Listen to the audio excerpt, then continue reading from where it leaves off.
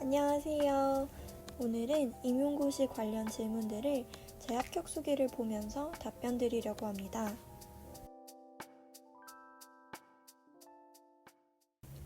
제가 두 번째로 시험을 준비했던 연간 수험생활입니다. 2월, 3월 두 달을 조금씩 나누어서 계룡강론을 전부 다 한 번을 볼 수 있도록 했는데요. 이때 고시문도 하루에 한 영역씩 꼭 쓰고 주말에는 논술 기출을 한 개씩 풀 수 있도록 했습니다. 세 강사의 교재를 가지고 같은 영역을 3번 보는 것을 목표로 했는데요. 강사마다 동일한 영역이더라도 다른 예시를 든 경우도 있고 서로 빠진 부분을 채워 넣을 수 있어서 단권화하는 데 도움이 됐습니다. 4월부터는 깊이 있게 개론을 다루는 강사 책을 구했습니다. 한 주에 한 영역씩 보도록 노력했는데 나중에는 꼭 필요한 부분만 찾아서 보게 됐고요. 논술을 꾸준히 쓰면서 2번씩 기출을 돌리는 거를 목표로 했습니다. 백지 쓰기도 이때부터 시작했고요. 7월부터는 고시문, 법, 논술, 해지서, 기출분석, 계룡강론 등 모든 시험 범위가 하루에 조금씩 쪼개져서 다 돌아볼 수 있도록 하였습니다. 8월, 9월에도 마찬가지로 모든 시험 범위를 조금씩 매일매일 할 수 있도록 하였고 10월, 11월에는 시험 보기 전까지 계속해서 암기를 했습니다. 2차 준비는 시험이 끝난 12월부터 바로 시작했습니다. 조금 더 자세히 본다면 2월 달에는 하루 6시간을 목표로 공부를 했습니다. 먼저 2차 끝나고 나서 다시 풀어졌던 공부 습관을 잡는 것을 최대 목표로 했고 다이어리를 끊임없이 적으면서 마음을 다잡으려고 노력했습니다. 3월에는 1시간 늘려서 7시간을 목표로 했고 영역별로 암기해야 할 목록을 만들어 놓고 매일매일 영역을 돌아가면서 백지 쓰기를 했습니다. 4월부터는 일병행을 시작했는데 문제풀이 반 직강도 7월에 함께 시작을 했습니다. 일병행을 할 때는 지하철을 주로 이용했는데 항상 메모지에 암기할 것을 가지고 다니고 법 스터디 문제를 올리거나 논술 해설 인강을 듣는 것으로 활용을 했습니다. 이 시기에 중요한 강론서는 다 읽는 것을 추천드리는데요. 먼저 추천드리는 강론서가 3가지 있습니다.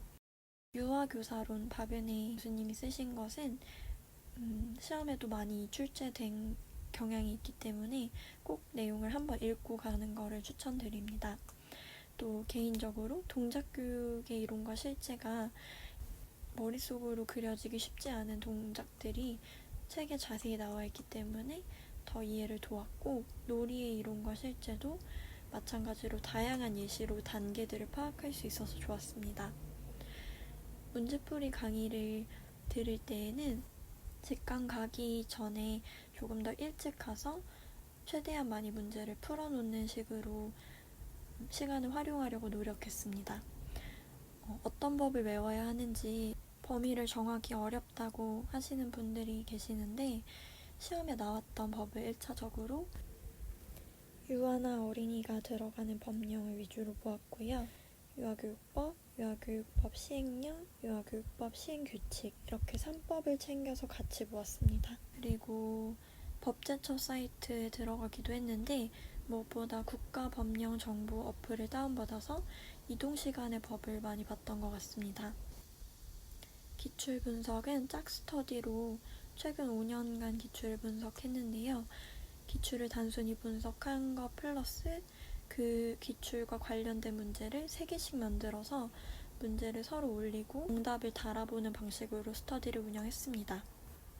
8월부터 모의고사를 풀 때에는 우선 시간에 맞춰서 문제를 푼 다음에 제가 틀렸거나 해설을 듣고 싶은 부분을 먼저 찾아 들었습니다. 그리고 계룡 강론을 5회 정도 다 돌릴 수 있도록 계획을 세웠고요. 법을 항상 이동 시간에만 보아서 확실히 알고 있다는 거를 체크하기 위해서 교재를 활용해서 빈칸을 채우는 거를 했는데 잠자기 1시간 동안 집중해서 법만 하는 시간을 따로 가졌습니다. 10월부터 시험 전까지 하루 일과는 아침에 우선 모의고사를 풀고 채점하고 식사를 합니다. 식사하는 시간 동안은 밥 먹으면서 짝스터디하는 상대의 논술을 첨삭해주고요. 개론 강론 공부를 밥 먹고 나서 시작하는데 공부라기보다는 외운 것을 머릿속에서 자꾸 상기시키는 과정을 거쳤다고 보면 될 것 같습니다. 그리고 졸릴 때마다 고시문을 쓰는데 너무 많기 때문에 타이핑을 주로 이용했고요. 밤에 마찬가지로 법이나 장학자료를 1시간 정도 집중적으로 보는 시간을 가졌습니다. 주간 공부를 정리한 방법은 주간보다는 저는 사실 월간 계획으로 크게 몇 회독을 해야 하는지 정하고 첫 번째 주에 모자랐다면 그 다음 주에 더하는 방법으로 월 단위로 계획을 마칠 수 있도록 노력했고 공부 시간을 달성했는지 여부를 매일매일 체크했습니다.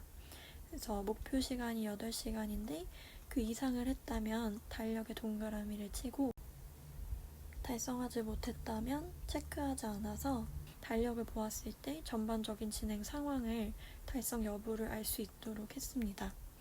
또 휴일에 공부했냐는 질문이 있었는데 저는 주중에 이틀을 근무했기 때문에 그 이틀이 주말이라고 생각하고 평일에처럼 주말에도 공부를 했습니다. 공부했던 장소로는 집, 도서관, 스터디 카페, 독서실 정말 다양하게 옮겨 다녔었는데요. 그래도 마지막 시험에 가까워 와서는 독서실을 이용했던 게 효과적이었던 것 같습니다. 생활 스터디는 2월부터 10월까지 꾸준히 했었습니다. 총 3가지를 인증하는 방식인데 먼저 9시까지 열람실 좌석표 같이 착석했다는 걸 인증을 하고 두 번째로 공부를 마친 후에 하루 동안 계획했던 일일 계획표와 얼마나 공부했는지 스탑워치 한 것을 찍어서 올렸고 세 번째로는 고시문 작성했던 거를 올렸습니다. 고술 스터디를 할 때에는 같은 지역 준비하는 선생님과 처음에는 만나서 그 후로는 전화로 1시간씩 그 주에 공부했던 것을 말하는 백지 쓰기처럼 정리할 수 있어서 좋았습니다. 면접이랑 계획안 스터디도 1차 보기 전부터 계속 준비를 했었는데 면접 문제를 돌아가면서 올리면 댓글로 답변을 다는 방식으로 진행했습니다. 아무래도 법이랑 장학자료를 가장 소홀히 할 수 있어서 이것도 스터디를 통해서 했었는데요. 돌아가면서 문제를 내고 틈틈이 핸드폰으로 볼 수 있어서 좋았습니다. 논술 스터디도 마찬가지로 꾸준히 하지 않으면 감이 떨어지기 때문에 짝스터디로 해서 댓글로 첨삭하는 방식으로 진행을 했습니다. 저는 스터디를 하는 걸 좋아해서 좀 많은 스터디를 한 것 같이 느껴지는데요. 최소 공부량을 확보하고 또 골고루 공부하는 습관을 유지할 수 있었던 것 같습니다. 또 동기부여도 받을 수 있었고요. 슬럼프를 극복하는 방법에 대해서 이야기를 드리자면 항상 시간이 많이 남아있다는 걸 상기시키는 게 도움이 되었던 것 같습니다. 그리고 첫 번째 시험이 아니라면 건강관리를 꾸준히 하는 것도 중요한 것 같습니다. 이렇게 떨리는 마음으로 이제 본격적인 2차를 준비하게 되는데요. 발표 전까지는 3번, 발표 후에는 3번에서 4번 만났는데 처음에는 한 세트씩 진행하다가 발표 후에는 2세트씩 진행을 하게 되었습니다. 또 발표 후에는 학교에서 이루어지는 특강을 활용하고 한 세트씩 강사로부터 받은 문제가 아니라 친구들끼리 스스로 만들어서 문제를 내주는 방식으로 진행도 해봤습니다. 제가 가장 중요하게 생각했었던 것은 나에 대해 알아보기를 작성하는 것이었는데요. 흔히 자소서를 쓰는 것처럼 나의 장점, 인상 깊었던 책, 교직관 유학관 같이 평소 생각들을 끊임없이 정리하고 그것들을 업데이트 시키는 과정을 통해서 어떤 문제가 나와도 면접에서 자신에 대한 정보를 바탕으로 답할 수 있도록 준비하는 것이 굉장히 도움 많이 됐던 것 같습니다. 영상을 통해서 공부를 하는 방법이 특히 좋았었는데 제가 스스로 촬영한 제 모습을 보면서 한 말을 다 받아 적어서 발문을 나중에 개선시키는 데도 도움을 받았고요. 또 다른 선생님들 수업하시는 영상이 인강에 올라오면 그것도 많이 참고를 했었습니다. 저는 제가 첫 번째 시험에서 2차 불합격이라는 결과가 나온 것이 제 스스로 개인 공부 시간이 부족했기 때문이라고 분석을 했는데요. 이렇게 하루에 최소한 저 스스로 공부한 시간을 2시간 이상은 확보한 것 같습니다. 스터디 시간이 4시간이었기 때문에 하루에 6시간 총 공부를 한 셈이 되는 거예요. 제가 2차 스터디로 활용했던 스터디는 짝스터디랑 전화스터디였는데요. 수업 스타일이 저와 정반대인 선생님과 함께 했을 때 더 큰 효과가 있는 것 같아요. 그래서 서로의 장점을 배울 수 있고 너무 수업이 들뜨거나 너무 수업이 가라앉지 않도록 중도를 맞춰줄 수 있는 역할을 서로 하게 되더라고요. 그래서 전화 스터디는 밤 10시에 하루 3문제씩 즉답형을 내는 것으로 진행을 했습니다. 과목별로 들어가서 개론 공부법을 말씀드리면 접할 때는 최대한 넓게 봐서 읽고 넘어가는 식으로 하고 암기할 때는 정말 필수적으로 암기해야 되는 것들을 목록을 만들어서 외우는 방식으로 진행했습니다. 백지 쓰기를 하기 시작했는데 강론도 마찬가지예요. 그래서 백지 쓰기가 가장 기본이었다고 할 수 있을 것 같아요. 근데 처음에는 너무 백지 쓰기를 바로 쓰기가 어려우니까 그래서 사실 목록을 만들기 시작한 거였거든요. 그래서 내가 꼭 외워야 하는 것의 목록을 과목별로, 영역별로 나열을 해놓고 오픈북 시험처럼 그것을 메꾸는 것에 집중을 했더니 반복하면 할수록 보지 않고도 쓸 수 있게 되었어요. 논술 공부법으로는 저는 강사가 낸 문제들이 모여있는 논술 문제집을 구매해서 그거를 꾸준히 보았고 기출은 또 따로 돌렸고요. 그 해에 나오는 강사가 내는 모의고사 문제들, 논술 문제들, 논술 강의를 수강해서 계속 고쳐보는 방식으로 하려고 했고 특히 매일매일 쓰는 거를 유지하려고 9시부터 10시까지는 꼭 논술을 쓰려고 노력했어요.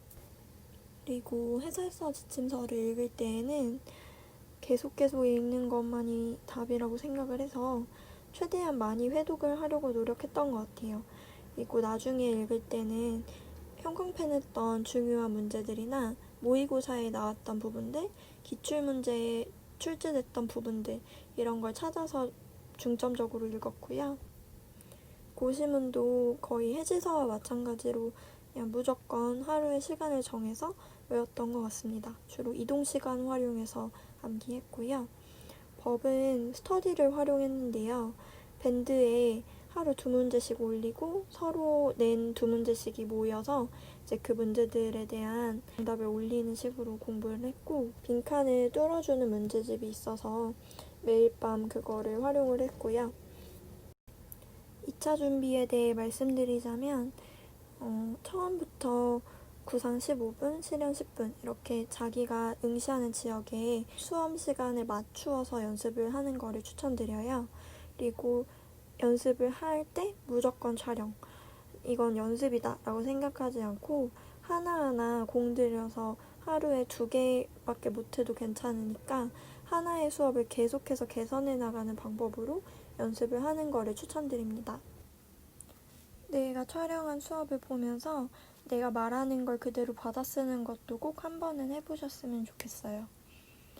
그리고 교수학습 과정안을 하는 방법은 이것도 논술처럼 매일매일 하는 수밖에 없다고 생각을 해서 이미 나와있던 기출은 다 보고 그리고 서로 문제를 내서 스터디원끼리 첨삭해주는 방식으로 진행을 했고요.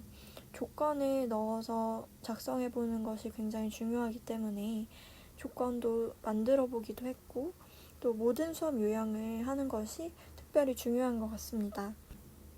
유의점 칸을 작성할 때는 최대한 다 채워서 쓰는 것이 좋은데요. 가능하다면 내가 사용하는 자료에 대한 그림도 넣는 것을 추천드립니다. 또 시험 용지가 A4보다 작기 때문에 글씨를 작게 쓰는 연습을 하거나 0.38 같이 얇은 펜을 사용하시는 것도 추천입니다. 면접을 할 때는 사실 많은 분들이 같은 조언을 해주실 것 같은데 다양한 사람 앞에서 해보는 것이 굉장히 좋은 경험인 것 같아요.